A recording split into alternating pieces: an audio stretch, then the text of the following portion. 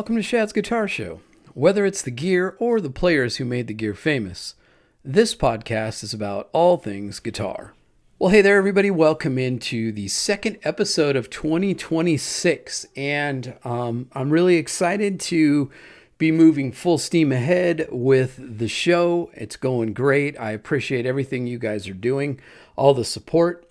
And we're just coming off the holiday season. Again, hope you had a wonderful one. And I wanted to touch on something that kind of, I guess every Christmas it sort of comes up, and I like Christmas music as a general rule, but one of the things I really always enjoy is listening to the Brian Setzer Orchestra and all of the Christmas recordings that they did, both the studio and live ones. And I started thinking about Brian Setzer. Some of you guys may have seen that he's been in the news a bit lately. He's had some health concerns.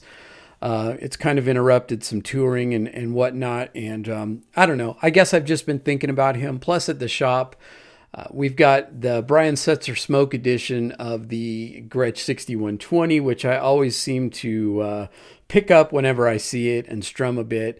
Just a killer guitar. And Brian's such a great player. And so I wanted to do an episode on the roots of Rockabilly and just kind of what Rockabilly is, where did it come from, and just a bit of a history on it. So if you trace almost any modern electric guitar style back far enough, whether it's country, punk, surf, garage rock, even metal, you eventually land on Rockabilly. Raw, percussive, and twangy. This was the moment that electric guitar stopped being polite and started being dangerous. So today we're diving into the Rockabilly guitar pioneers, who they were, how they played, what gear they used, and effects that defined the sound, and the albums that shaped everything that came after. All right, so what is Rockabilly guitar? Well, Rockabilly emerged in the mid-1950s, primarily in the American South, and it blended hillbilly country, Delta blues, rhythm and blues, and Western swing.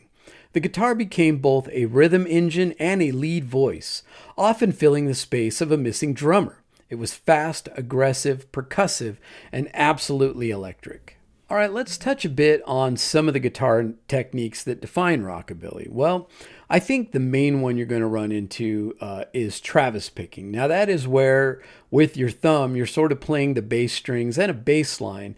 And with your index and middle fingers, you're sort of playing the melodic parts. So you're almost playing like a melody and bass line at the same time. You hear a lot of double stops and sixth intervals, two-note harmonized lines, and that's really borrowed from country fiddle playing. And it gave these guys, their leads a bouncy kind of vocal quality.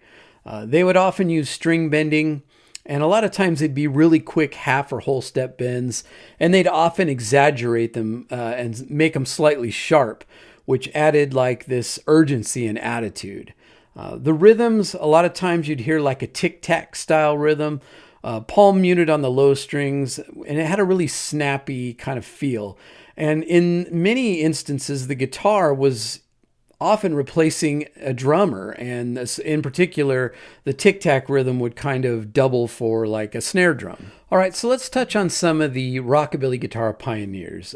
First and foremost, I think the guy almost everybody thinks of is Scotty Moore, who of course was Elvis Presley's early guitar player. And he was really the blueprint.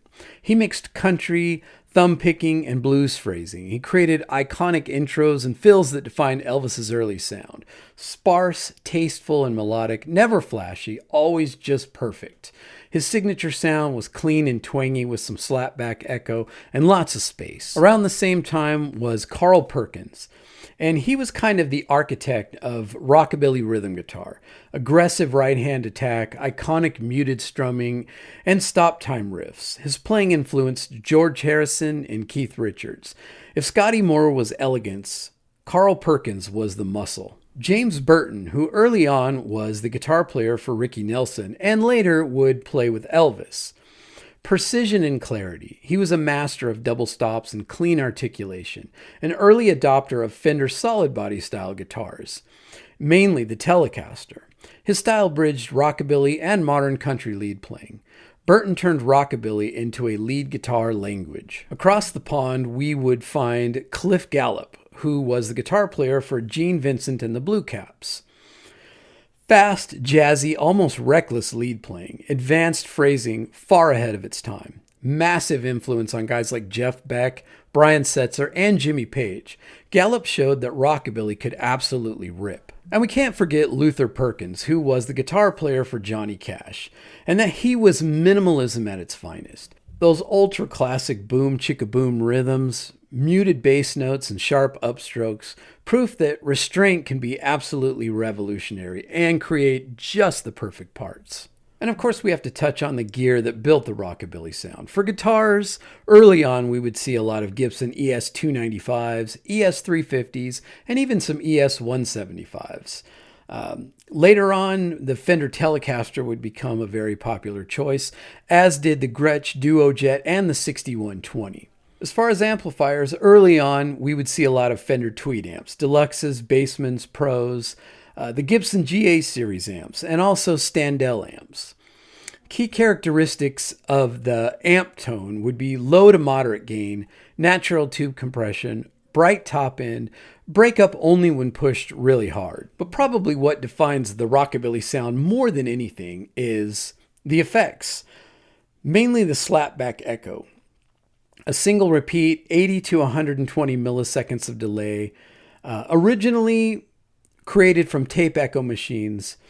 Now, obviously, there's tons of tape emulating style pedals, and they create depth without washing out the attack. Natural tube overdrive. Really, at the time, there were no overdrive pedals, and guys were getting the overdrive from cranking small amps, with a slight breakup when you really dig in. And some reverb, mostly room sounds or even early spring units. All right, so let's touch on a few of the most influential early rockabilly albums. And number one has to be Elvis Presley's self-titled release in 1956. Scotty Moore rewrote the rule book on electric guitar accompaniment on this album, and it stands as a high water mark even to this day. Carl Perkins, Dance Album of Carl Perkins, 1957, the definitive rockabilly guitar rhythm record. Gene Vincent and his Blue Caps, Blue Jean Bop in 1956. Cliff Gallup at his most explosive and influential. Ricky Nelson, the album Ricky from 1957. James Burton's clean, precise leads pushed rockabilly forward. Johnny Cash with his Hot and Blue Guitar, 1957. Minimalist guitar playing with massive cultural impact. So why all these years later does rockabilly guitar still matter? Well, rockabilly guitar is the missing link between country and rock, blues and punk, jazz phrasing, and raw aggression. You can hear it in modern players such as Brian Setzer. You can hear it in the early Beatles albums. Keith Richards, Jeff Beck, Jack White. Modern garage and roots rock bands. Strip away the distortion, the pedals, the production, and rockabilly is still there, picking, snapping, and driving the song forward.